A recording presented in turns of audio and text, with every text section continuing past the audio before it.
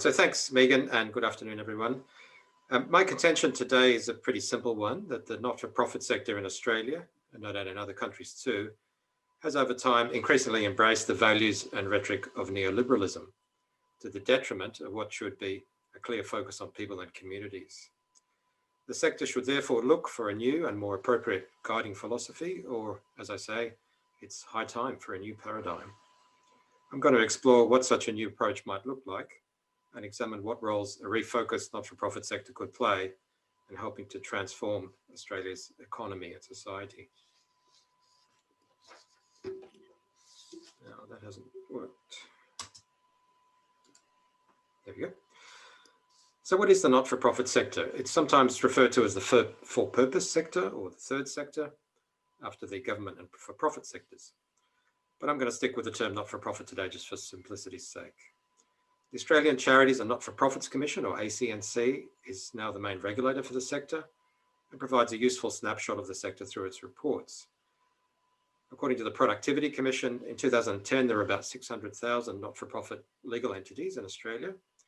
The ABS, the Australian Bureau of Statistics, regarded around 59,000 of these as economically significant. In 2017, Deloitte Access Economics noted there are about 55,000 charities in Australia, making an economic contribution of around $129 billion, or 8.5% of Australian GDP. The ACNC figure is around 56,000 registered charities today, so that's a pretty close match. The ACNC estimates the sector currently employs about 1 in 10 of the Australian workforce and generates around 150 billion in revenue, of which about 10.5 billion is from donations of various kinds. To compare sectors, a 2012 Deloitte study concluded that in terms of gross value in Australia, that's a different measure to GDP, of course, the not-for-profit sector contributed 4.5%, the government sector 15.4%, and the private or for-profit sector 80.1%. Now, there's a lot more detail available on the not-for-profit sector, and to me at least, it does form an interesting area of study in its own right, but I'll have to leave it there for the purposes of today's presentation. I think it makes sense to understand the historical development of the not-for-profit sector in Australia as taking place in 3 broad stages. And just to note there that these are fairly sweeping characterizations, so naturally they won't hold true for every not-for-profit organisation in every period. There'll be plenty of exceptions. First, I think we can talk about charitable stage. This was the era of large church-based or religiously affiliated bodies which distributed charity or undertook charitable works in the traditional sense of that word. Examples might include St. Vincent de Paul, the Brotherhood of St. Lawrence, or the Salvation Army. Many of these bodies still exist and indeed thrive today, retaining much of their traditional charitable ethos while also embracing business methods. Second, a community-based phase. So the 1960s were, of course, a time of significant social and political change, which saw the rise of diverse movements, women's liberation, gay liberation, workers' rights, the Aboriginal land rights movement, and so on, all of which challenged the status quo. Another key change was the election of the Whitlam Labor government in 1972. These developments acted as a catalyst for the establishment of large numbers of small, community-based not-for-profits, and these groups typically focused on local needs or issues. Because of a lag effect, it took some years for the not-for-profit sector to develop strongly, and so most of the significant growth in the number of smaller not-for-profits occurred in the late 70s and 80s. Finally, we have a neoliberal phase, which followed the arrival of neoliberalism in Australian political life in the early 80s. The election of the Hawke government in March 1983 is often, perhaps ironically, seen as the starting point for a neoliberal program in Australia. Back then, of course, it was also known as economic rationalism. Once again, due to a lag effect, it took some time for neoliberalism to make its presence strongly felt in the not-for-profit sector. By the 1990s, though, neoliberal principles, priorities, and rhetoric were well on their way to pervading the sector. By 2020, 3 decades later, the not-for-profit sector has, I believe, become dominated by neoliberal thinking, to the virtual exclusion of other viewpoints. No other conceptual model can rival neoliberalism for its almost ubiquitous presence in the sector. And while other viewpoints exist, they tend to be marginalised and often ignored. Again, we could continue to look at this question of the historical development of the not-for-profit sector in Australia in more detail, but we need to move on.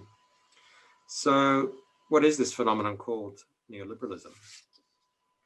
A strict or narrow definition of neoliberalism is that it is the 20th century expression of 19th century ideas on laissez-faire or free market capitalism, associated with policies including privatization, deregulation, globalization, free trade, austerity, and reductions in government spending in favor of private sector engagement in the economy and society.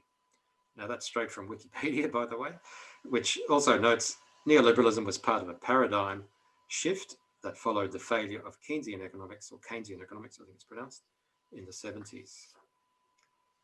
While often associated with the economists Milton Friedman and Friedrich Hayek, it has been embraced by many right-wing politicians, including Augusto Pinochet in Chile, Margaret Thatcher, and Ronald Reagan, and of course by Bob Hawke, as I mentioned. For progressive and leftist critics, it is invariably a negative, even pejorative term, associated with rampant free markets and largely unregulated capitalism, which has had severe and very significant impacts on poor populations and the environment across the developed and developing worlds. Critics including Naomi Klein, Noam Chomsky, and Amartya Sen, among many, have characterized neoliberalism as market fundamentalism or laissez-faire absolutism, and leading to social Darwinism, gross inequality, increased poverty, and poorer outcomes in health, education, and protection of the environment.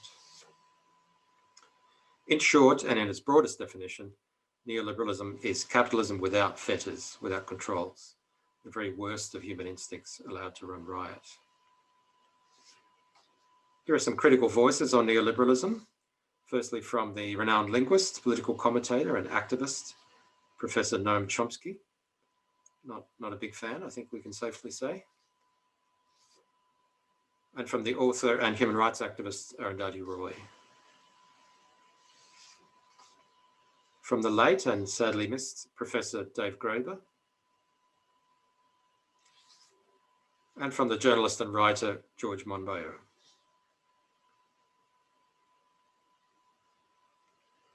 And finally, in case you had the impression that we were lacking in balance here, here's one from Milton Friedman, one of the early proponents of neoliberalism in the modern era. As you can see, he had great faith in the power of competition to protect various interests and groups, even workers. These quotes are from a famous 1951 paper by Friedman called Neoliberalism and Its Prospects. Our specific interest today is in the presence and impact of neoliberalism in the not-for-profit sector. So how does neoliberalism manifest itself in the sector? I would argue its impact is both broad and deep, ranging from organizational structure and design to planning, financial management, HR, and more.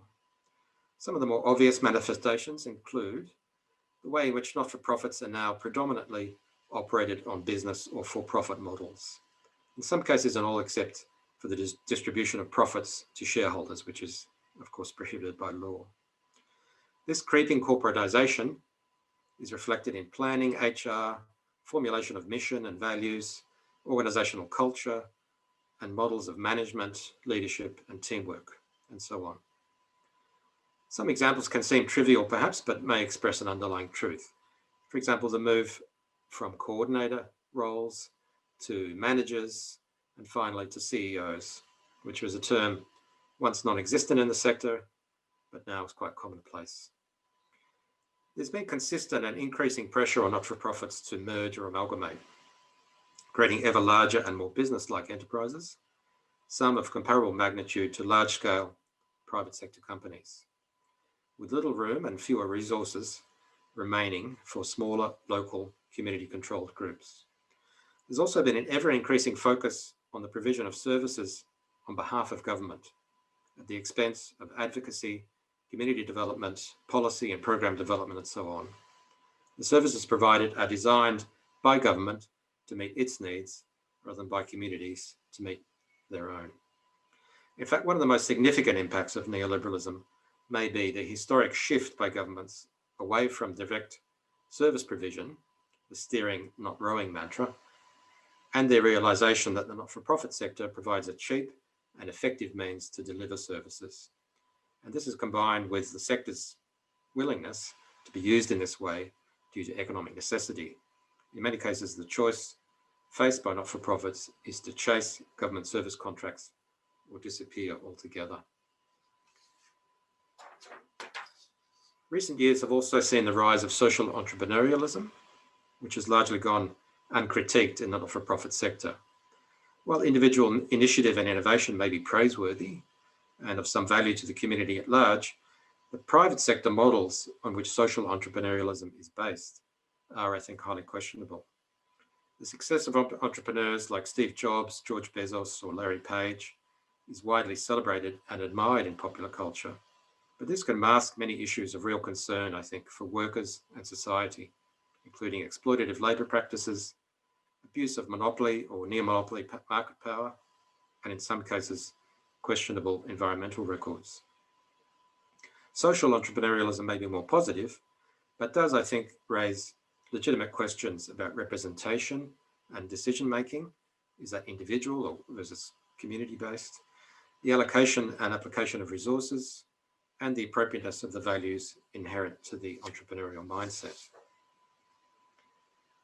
Another not-for-profit sector phenomenon of the last 2 decades is the rise of a culture of philanthropy, to the extent that it is now the focus of enormous attention and effort in the not-for-profit sector. Australia's record of giving is scrutinised and often compared unfavourably to countries like the US. Again, large-scale giving, typically by the very or ultra-wealthy, is celebrated, as is successful competition for the rewards of philanthropic giving by individual NGOs. Comprehensive critiques of philanthropy are even rarer than in the case of entrepreneurialism, but are beginning to emerge and have commented on issues such as the fact that the vast majority of philanthropic giving benefits causes and institutions other than the poor, that large-scale giving can overshadow the budgets of entire small nations, thus effectively determining, for example, national health policy on the basis of individual preference. And lastly, the fact that giving in most developed countries, including in Australia, is substantially subsidised by the public purse. A corollary of the rise of neoliberal values and approaches in the not-for-profit sector is the corresponding marginalisation, devaluing or ignoring of alternative narratives based on communal, collaborative, cooperative or other alternative values and models. Those interested in or already pursuing such alternative approaches must establish their own platforms for discussion, networking or support. There's little in the way of reward, celebration or positive feedback for such ideas and practices. For a young person interested in not-for-profit sector involvement today, the key messaging they will receive will reflect corporatist, competitive and entrepreneurial values. If they're interested in alternatives to the mainstream, they'll need to research, locate and get involved in these on their own. For me, the not-for-profit or community sector should have as its primary focus and concern the well-being of people and our environment. And its underlying values should reflect this focus in people, community and environment-friendly mores.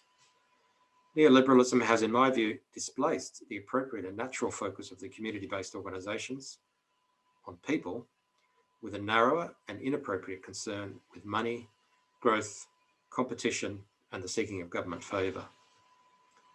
This displacement is to the detriment of the sector and the people it works with and for. It needs to be challenged, and a good place to start is to identify approaches that can in time replace the overarching paradigm that neoliberalism currently provides to the sector. So where to look for a new paradigm? I think there are several possibilities which are overlapping in nature and far from mutually exclusive. I don't intend to reach any conclusions today on the most appropriate approach. That obviously will involve a longer and more organic process and a lot more people than we have here today. I simply want to point out some of the alternatives that exist to demonstrate that they're available and are, in my view, very appropriate for consideration and adoption by the not-for-profit sector. The first approach I'd like to outline is that of the social and solidarity economy, or SSE. Some people prefer to say social solidarity economy without an "and" in it. The development of SSE has gone largely unnoticed and without comment here in Australia. in contrast to many other countries and indeed international institutions such as the UN, which recognises its potential importance in international development and achievement of the Sustainable Development Goals. In fact, SSE hasn't gone entirely unnoticed here. As an example, the late NENA chairperson and founding member, David Thompson, was the Oceania representative on the board of an organisation called RIPES, which is a French acronym standing for the Intercontinental Network for the Promotion of Social Solidarity Economy. SSE's origins lie in the World Social Forum movement, which kicked off in Brazil in 2001, and some earlier work in Latin America. And it included significant representation from the developing world and popular movements. SSE focuses on transforming the social and economic system, including government, private and not-for-profit sectors, to achieve real change as an alternative to capitalism and state-dominated economic systems. As you can see there, a quote from the organisation that I mentioned. It's been influential in the developed world, in Latin America and Africa, among international networks and institutions, as I said, and even in Rojava or northern and eastern Syria, where it has significantly influenced the radical social and economic experiments that are being developed there. There is no doubt, in my view, that a not-for-profit sector that replaces neoliberal thinking and priorities with those advanced by the SSE movement would be comprehensively transformed.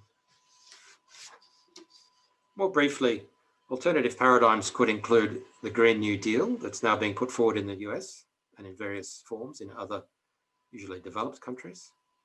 The Green New Deal has the advantage perhaps of being close to mainstream political discourse. It is less alternative than, say, the social and solidarity economy approach. And it does combine action on environmental degradation, particularly climate change, with addressing economic equality and social issues. It has, however, been critiqued for failing to address the underlying issues inherent in capitalism, including the reliance on never-ending and unsustainable growth in consumption. Finally, there is the New Economy rubric, an international movement reflected in this country by the New Economy Network Australia, which is, of course, staging this conference.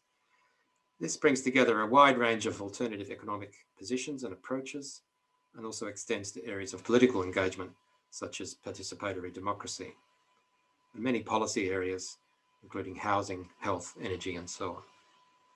Its focus is squarely on people and their environment, and prioritising the health and well-being of both over economic growth. In fact, and perhaps to state the obvious, the not-for-profit sector doesn't really need to embrace a specific viewpoint or paradigm to refocus away from neoliberal priorities and precepts to a new focus on the well-being of people and the environment. There are many alternative positions and voices to choose from, and it's possible to mix and match, if you like, to borrow here and endorse there, based on fundamental principles such as equality, justice, sustainability, and working together to achieve common goals. So what might a not-for-profit sector that was able to turn away from neoliberalism towards more people and environmentally friendly priorities be able to do? There's no doubt the not-for-profit sector includes a vast array of skilled and experienced people with enormous capacity to contribute to the good of their communities. If the sector was prepared to turn away from its focus on the government money tap or the philanthropic funding well, it could start to build active and meaningful links with a wide range of alternative initiatives that are similarly focused on people and the environment. Cooperatives of all types and sizes, community-based and popular initiatives, groups, hubs, collectives, and so on, working on health, housing, food, transport, energy, education, climate change, and so many more issues. The scope for the professional or role-based not-for-profit sector to engage with community and popular initiatives, often small, sometimes micro in nature, and often in real need of skills and support, is to my mind huge and capable of achieving quite significant results and positive change. This is, in my view, a very attractive future for the not-for-profit sector, offering a real alternative to the dead end of neoliberalism the sector currently finds itself in. I'd like to finish up by dreaming large for a moment and imagining what a not-for-profit sector might look like in a truly different society and economy. In our parliamentary democracy, supreme authority is wielded by governments, supposedly acting as representatives of the people and in their interests. They determine social and economic policy, among many other things, and levy taxes on people which they use as they see fit, generally to support private sector interests. Despite Australia's vast wealth, it's apparent that meeting the essential needs of many people for affordable housing, quality healthcare, meaningful and rewarding work, safe and healthy environment, and so on, is simply not a priority for government. I'd like to imagine a future, one that's highly possible, even if it's very different to the reality of today, in which our democracy is participatory and government is not a separate and powerful entity in its own right, with a separate executive and bureaucratic apparatus, but an integral part of the people it represents. In turn, the community, rather than being the minor and marginalised voice that it can be today, steps up to being an integral part of this new version of government, popular participatory government. In this scenario, the not-for-profit sector as we know it today may well cease to exist by that name, but could take on a key role as the enabling or facilitating mechanism for communities, that is, people right across the country, to get involved in and take control of the government, in inverted commas, of their own lives.